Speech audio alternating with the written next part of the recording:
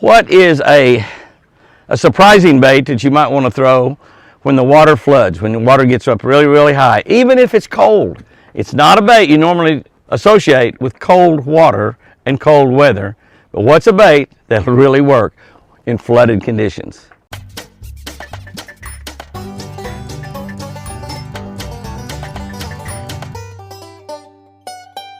Good morning, guys and girls. March 1.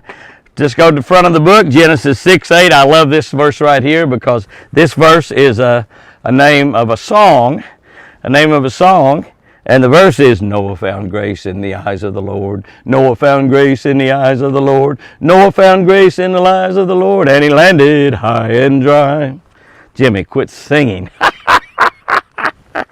I'm a terrible singer, but I like to try to make a joyful noise. Noah found grace in the eyes of the Lord. That's Genesis 6:8. Noah found grace in the eyes of the Lord. High water, it's a bonanza for fishermen. It drives the fish up shallow. It makes them easier to catch. One of the most absolute best places to find them is in people's flooded yards up on the banks. That's right, they're flooded yards. Green grass, yards right in front of their house that the water's got up. And hopefully it hadn't got up in their house, but it's got up in their front yard. Those lawns usually have a lot of earthworms pop out of the ground, and the fish love them. Bass love them, catfish love them, bluegill love them, everything eats live earthworms. Flooded yards are also pretty easy to fish. Not a lot of stuff out there you have to worry about, but be extra careful with your boat though. You don't want to damage somebody's yard. You don't want to run over their picnic table. You don't want to do stuff like that. So be careful as you're moving around in somebody's yard with your boat. One of the things about living on a lake, you might have somebody fishing above your green grass. Floods may make fishing productive, but can be downright deadly for mankind. Well, you know what we're talking about. We're talking about Noah right here.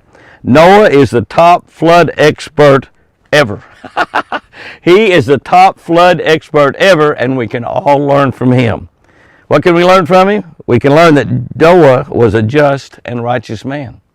Noah was a just and righteous man, and because he was blameless in an evil generation, we're living in a pretty evil generation right now, I think. And he walked with God on a daily basis.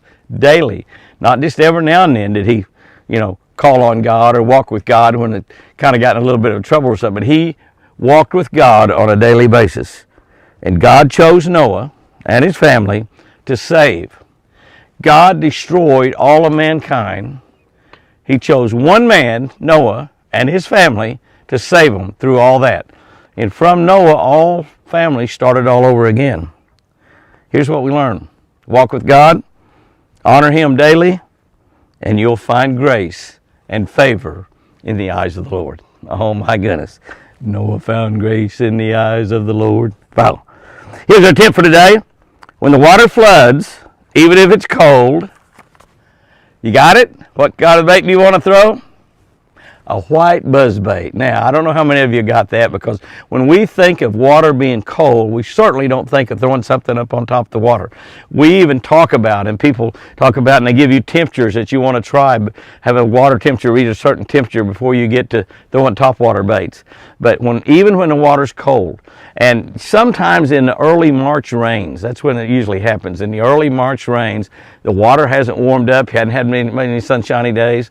The water's still cold. In fact, that water that's running in some of those tributaries are cold. Throw buzz baits.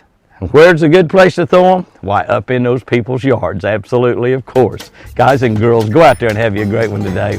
And remember, I sure do love you.